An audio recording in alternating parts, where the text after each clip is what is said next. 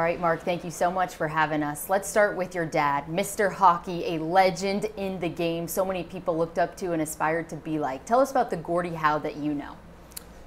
Well, the Gordie Howe I know has nothing to do with hockey. It really does. And I always include my mother. I had the most outstanding parents a child could ever have. My mom was a disciplinarian. She's the one that got me to all the rinks and stuff. Dad was the guy who led by example. He always, after games in Detroit for years, he would stay at every game and sign every single autograph until they were all done. We'd be the last people. I loved it. I'd be playing stick hockey in the back of the old Olympia. But he always gave back. He was so gracious to everybody. And and my line is, he's a far better person, human being, than he was a hockey player, and he wasn't too bad at that either. Yeah, exactly. Your perspective is as dad, but as hockey player, a tough guy on the ice. What did you see from him on the ice watching him? It was hard to see growing up, but the odd time we'd be in the car headed down the Lodge Freeway in Detroit, and Dad would say, keep an eye on so-and-so tonight. And I'd be like 12, 13, 14 years old, and I'd be watching the guy on the other team, and inevitably that guy would end up in a pile of heap, and there's usually some blood coming out of somewhere. And yeah, Dad, when he had a score to settle, whether it be for him or one of his teammates or whatever, he took care of business. Hockey was a little different back then than it is now. And then when Marty, Dad, and I played together for 7 years, yeah, if somebody took a big shot at me, like Marty and Dad would be there, and I was the least toughest of all of them by far. But I remember, I think we were about 6 weeks into the season, and Dad, if the puck went in, he'd say, you get in there, he said, I'll read where the puck's going, I'll get the puck, you find an open spot.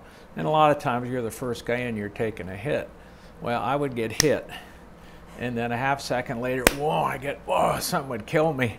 And I'd found out, well, it was Dad hitting the guy who hit me.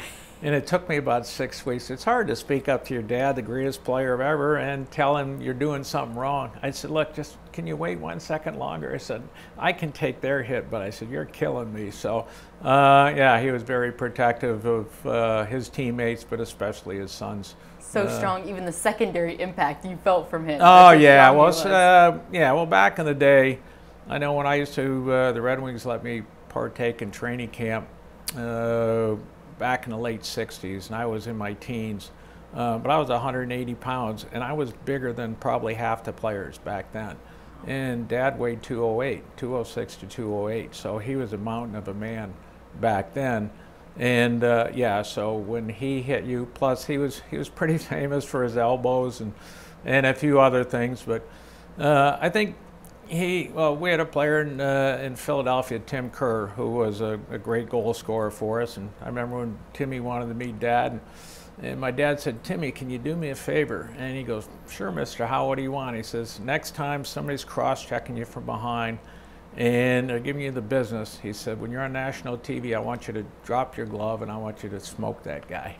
And Timmy said, oh, okay. And Timmy was the most gentlemanly player you could ever see. Well, Timmy did that. And Dad said, because people are going to see this, it's going to give you a split second longer to get that, release the puck on the net. And Timmy went from scoring 40 goals to 50 goals. And that's how Dad's mind worked. It was, with most sports, it's all about time and space. And Dad created his own space, and it paid big dividends for him. I like that because it's the intimidation. Other players see that, so they don't want to do that next time to create your own space. Yeah, like I said, most people don't think that way, yeah. but that's how he thought. So he, you know, I know when he came in '46, he came in, he was a tough guy, he used to fight. And after a while, people didn't want to mess with him anymore, and then he went back to playing hockey. But yeah, I mean, but it is funny. I mean, I've had Bobby Orr, I've had Wayne Gretzky. I mean, some of the best. They've come to me, and they come to my brother Marty, and they had their stories of what Gordie Howe did to them. And the other part Marty pointed out was, if somebody gave you 10 or 15 stitches here or took out a couple teeth or whatever, you'd probably still be ticked off at them. But Marty said, it just seems a lot of those players, they wore that injury with a badge of honor because it came from Gordie. So he had the respect. And I laugh. He says, you know, the players back then had more respect. He didn't always show it, but I know personally he had respect for all his peers. Yeah, there's a reason why now it's called the Gordie Howe hat trick. So he definitely lived up to that, and his legacy is still living on. Is that something you watch for, and that you guys as a family are proud of, that continues to live on in the league? Yeah, I just think his name is going to live on forever. And like I said, and I think it's because of the player he was, the respect he had from his peers, and also the way he was off the ice. I mean, he was so beloved everywhere that I went with him. And like I said, I've been in airports up in Canada where, and back in the day before cell phones, where he'd be in there and 200 people would surround it, and he would sign every autograph till they left. And like I said, he's beloved by so many people. So let's talk Alex Ovechkin. You were a player, a scout for a very long time. Tell me about his game and what you see from him. Well, I scouted for 27 years till I retired a year ago. There's only been maybe 3 players, maybe 4, who I would sit up in the press box and I would go, wow. And Alex Ovechkin is one of those. And it's basically because of his shot. His goal scoring ability. I've seen him score so many goals where he's set up on that left point, and they're on the corners. It's not hitting the goalie. The odd one goes through him, but yeah, he's been big and strong, powerful. For me, he and probably Brett Hull, I think, were the 2 best pure goal scorers that I saw. I mean, guys like Mike Bossy, there's a lot more finesse and stuff to him. He was a great goal scorer as well. But for guys that are pure goal scorers, yeah, those 2 guys are, and you know, Alex passed him. So it's, yeah, he's, like I said, he's one of very few players that have that wow factor. We know Alex from his office that he does most of his shots from, also on the power play. But recently he's been also getting it done at a lot of different places. Does that variety also help out in your game to kind of show that you can shoot from anywhere? Yeah, I think if there was a hole in the game, it was he shot, and Nicholas Backstrom is one of the best feeders in the game. So they're a great combination, and that's been the history of a lot of great goal scorers. You need somebody to get you that puck. But and especially in their cup runs. Alex that year, he finished his checks. You saw him back checking. You saw him blocking some shots, and you need to do that. I'm of the mindset that your best players have to be your best example. And when your best players are doing what it takes for the team to win, then your team's going to have a chance at success. If they're doing their own thing and they're just worried about points, it doesn't work. And it never has. You talked about physicality. A lot of that happened in your dad's era of hockey. Do you think Ovi could have hanged with you guys back in the day? Well, at his size and his strength, and yeah, some of the hits he put on people, and I know the league's changed and they've taken away some of the aggressiveness of a lot of the players, but and Alex, he's one of those guys that's so big and powerful that when he hit guys, and he hit them clean. But yeah, I understand the league's trying to prevent concussions, but I've seen him hit guys in the chest clean as can be, but they end up with a concussion just from the jarring being so hard. But yeah, Alex Ovechkin, he could have played in any era at his size and strength for sure. Similarities between your dad's game and Alex Ovechkin, do you see any? Not a lot actually. Other than they were both physical presences on the ice, yep. whether they're dishing it out, but you know they're there and they have the ability to do it. They were both big time power forward. My dad had the puck a little bit more, was a little bit more of a playmaker than Alex. Alex to me was more of a pure shooter and goal scorer. So even though Gordie had 800 and some odd goals, whatever the number is, and I know because we played in 2 different leagues, and Dad had 1,000 goals, and but yeah, those numbers are astronomical, and anybody that can achieve what both of them have done it's quite a feat. So you watched Wayne Gretzky pass his record. Did you ever think another man would pass your dad on that list? Yeah, well, I remember scouting Alex when I first saw him come up, and yeah, and the whole thing is the players have to be able to stay healthy. And then another factor nowadays is now that players are making so much money, some players become satisfied. You have to maintain that hunger to want to score and want to be the biggest scorer. Alex has been able to do that. And that's why, so no, am I surprised? No, not really. Hey, it's been, what, 50-something years since Gordie retired. And, but I know if Dad was here today, he'd be following Alex around. I would guarantee it. I know he and my dad and Wayne had a great relationship. My mom and dad followed Wayne around until he broke the record, his point record. And I'm sure Dad would be here. My mom as well, if she was here, to be there to support Alex for this great achievement. So you think even starting the season 22 goals away, they would be at these games at the start, you think, to kind of follow and wait to see when it happens? No, I think once they get close. So that was, I guess that was the thing with Wayne. Wayne got, he probably first time in his career, he went 3 or 4 games, he didn't get a point to pass. And my dad's like, come on, Wayne, get this over. I got stuff to do. So, but no, once Alex, well, and you never know, because I know he's had a few 5-goal games. So, but no, once he get close, it would have been great for me. I'd pop him here to my house in Jersey, and we'd drive down to the Caps game. And so yeah, but I do know Dad would be highly supportive. Like I said, he has a lot of respect for his peers, past and present, and he would be there to support him for sure. Yeah, and what do you think he would tell Alex right now in this moment as he continues to chase him and also the great one? I think he would probably say, hey, don't be satisfied with number 2. You got to get to number 1. So I know when Dad was coming up, he was chasing Rocket Richard, and as he climbed the ladder, and he was so hungry to beat Rocket. I guess Rocket had a breakaway against the Red Wings years ago. Dad jumped over the bench, went and tackled him. This was back in the late 40s, early 50s, something like that, just so he couldn't score and people didn't know what to do. So, but yeah, when you're that competitive, you want that title, you want to be number 1. So, yeah, I know he's going to pass Gordie, and don't stop there. Keep on going. Yeah, you mentioned his respect that he had for his peers, Wayne Gretzky being one of them. We looked back in time seeing some of those clips, and it looked like Gordie and Wayne had a lot of respect for one another. What was that like, seeing their relationship during that time? It was pretty awesome. So there's a great photo of Dad.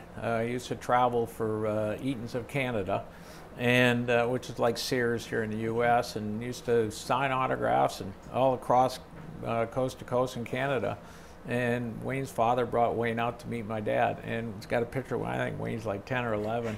And so they've had this relationship all these years. And then my younger brother Murray played hockey in Toronto one year, and he kept saying, hey, we got this guy on our team. He said, he's going to be the next Gordie Howe. We're going, yeah, Murray, sure. Well, it was Wayne.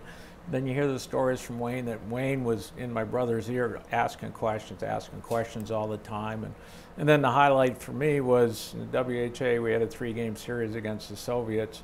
We had Gordie Howe on right wing, Wayne Gretzky at center, and I happened to be the slug on left wing. So I was back when I was a forward. So we had three great games together, so one opportunity. But and then, yeah, and Wayne's always stayed in touch. You know, my mom and dad had a restaurant back in Hartford years ago.